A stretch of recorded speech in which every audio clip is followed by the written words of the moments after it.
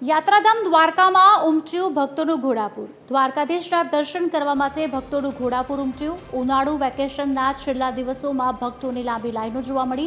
સુદામા સેતુથી લઈને સ્વર્ગ દ્વારકા સુધી લાઈન લાગી। વહેલી સવારથી જ ગોમતી નદીમાં હજારોએ ભક્તોએ ડૂબકી લગાવી। ગોમતી નદીમાં ડૂબકી લગાવીને પુણ્યનું ભાથું બાંધ્યું। સ્વર્ગ દ્વારની સીડી પાસે ભક્તોનું ઘોડાપુર ઉમટ્યું। મંદિર બહાર બજારો તેમજ સુદામા સેતુ સુધી લાંબી લાઈનો જોવા મળી।